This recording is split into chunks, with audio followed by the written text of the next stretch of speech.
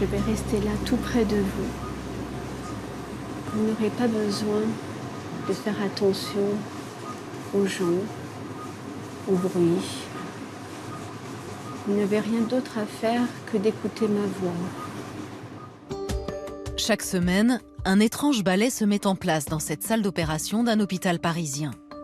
Avant que le chirurgien vasculaire Sami Hanidjar n'intervienne, l'anesthésiste met son patient sous hypnose. Le bruit de la soufflerie, c'est comme le bruit des vagues dans l'océan. C'est un bruit qui nous berce. Sami Hanidjar doit couper la circulation de la carotide de son patient afin de pouvoir enlever les plaques de calcaire qui l'obstruent. L'hypnose, couplée à une anesthésie locale, est tout indiquée pour cette opération délicate. On préfère opérer des patients éveillés pour tester leur fonction neurologique. Et c'est pour cette raison qu'on associe l'anesthésie locale pour avoir une analgésie de la zone opérée et l'hypnose qui permet d'augmenter le niveau d'analgésie et d'avoir un confort opératoire pour le patient. Ça lui permet de rester parfaitement stable, sans agitation, sans inconfort, sans agacement. Et nous, on peut parcourir toute l'intervention pendant 1 heure, 1 heure et demie, de manière très stable, comme pendant une anesthésie générale. Dans les opérations chirurgicales, l'hypnose peut faire diminuer la douleur de près de moitié. Mais seules les interventions de surface, c'est-à-dire ne concernant pas des organes difficiles d'accès, peuvent être réalisées sous hypnosédation. Loin de l'image sulfureuse des hypnotiseurs de spectacle, cette technique thérapeutique, connue depuis le 19e siècle, commence à s'imposer dans les structures de soins belges et françaises depuis une dizaine d'années. Présente aussi bien au bloc opératoire que dans les cabinets médicaux, elle est une manière complémentaire de soigner les douleurs, qu'elles soient aiguës ou chroniques, quand les médicaments n'ont plus aucun effet.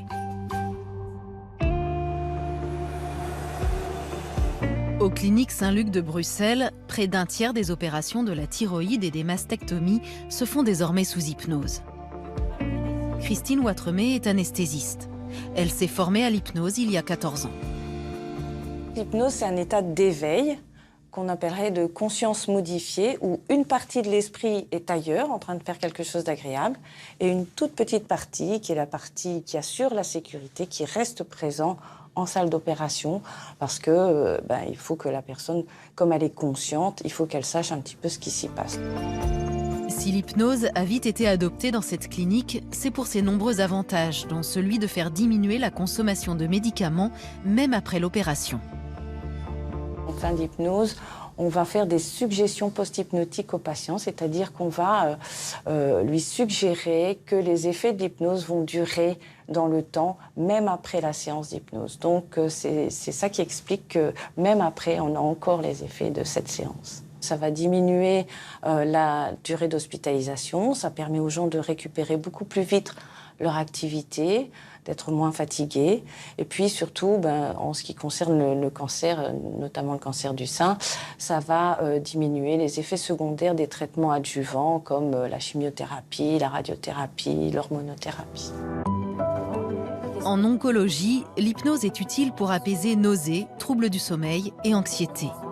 Mais pour que l'hypnose s'impose à l'hôpital, il a fallu prouver son efficacité. Cela n'est arrivé que dans les années 90, avec le développement de la neuroimagerie qui a révolutionné l'observation du cerveau. Avec son équipe au CHU de Liège, l'anesthésiste Marie-Elisabeth Fémonville a réalisé des études pionnières pour comprendre l'effet de l'hypnose sur la douleur. Si je suis en présence d'une douleur, mon cerveau reçoit une information. Et cette information, elle est dispatchée dans 4 régions différentes. Une région de la sensation, une région de l'émotion, une région du comportement et une région qui est responsable de la pensée. En temps normal, ce réseau est activé, c'est le réseau de la douleur. Quand une personne est sous hypnose, ce réseau est beaucoup moins actif. Les zones du cerveau responsables de la sensation, de l'émotion, du comportement et de la pensée sont beaucoup moins sollicitées, et donc la personne souffre moins. En 20 ans, Marie-Elisabeth Fémonville a formé plusieurs centaines de professionnels de santé à l'hypnose. Mais malgré ses efforts, la pratique peine encore à se démocratiser.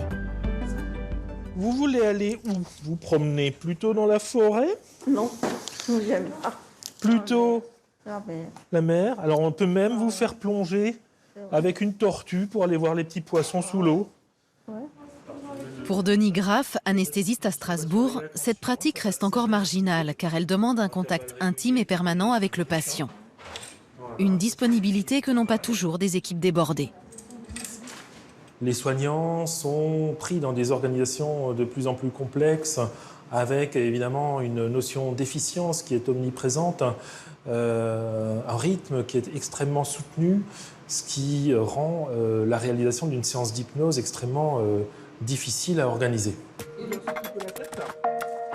C'est pour cette raison qu'avec sa start-up, il a lancé un casque de réalité virtuelle, déjà adopté par 150 établissements en France, en Belgique et en Suisse.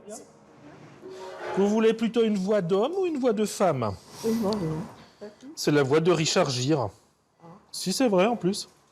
Le casque de réalité virtuelle permet d'autonomiser le patient dans sa séance d'hypnose.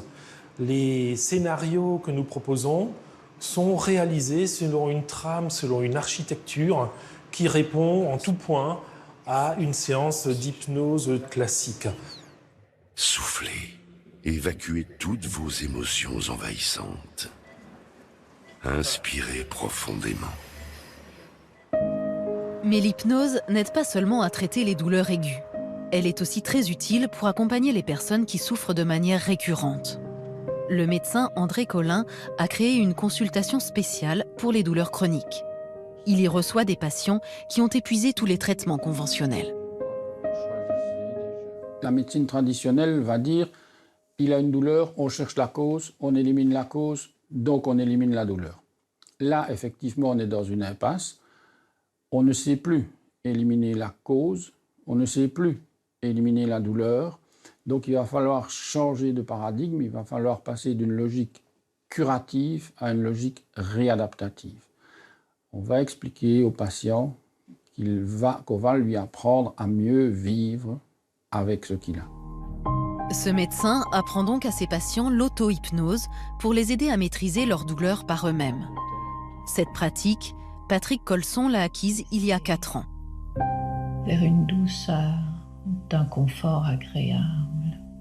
En fauteuil roulant depuis un accident du travail, cet homme de 58 ans ne supportait plus de souffrir quotidiennement. Vous avez tellement de douleur que c'est plus une vie. Donc je n'acceptais plus d'aller nulle part. Je prenais beaucoup de médicaments, mais j'étais plus moi-même. Ce qui se passait aujourd'hui, je ne m'en rappelais pas le lendemain. Donc c'était impossible de continuer à vivre comme ça. Patrick Colson s'auto-hypnose presque tous les jours, ce qui lui a permis d'éviter la morphine et de diminuer drastiquement sa consommation de médicaments. En fait, je prends plus de 2 cachets par jour. Avant, j'en prenais 12, je crois. Ça n'a plus rien à voir. Ça n'a rien à voir. C'est 75% de médicaments en moins. C'est énorme, hein? J'ai toujours la douleur, parce que je ne peux pas vous dire qu'elle est partie, c'est pas vrai. Mais je la ressens beaucoup moins fort et ça m'irrite moins. Voilà, je sais que je l'ai, j'aurai toujours. Mais voilà, ça ne m'affecte plus comme ça m'affectait à l'époque. Voilà, ouvrez les yeux. Si l'hypnose a la capacité d'améliorer la vie de certaines personnes, elle est loin d'être une solution miracle. Le Conseil supérieur de la santé belge rappelle dans un rapport publié en août dernier que l'hypnose doit être considérée comme un complément de soins et non comme un traitement en soi.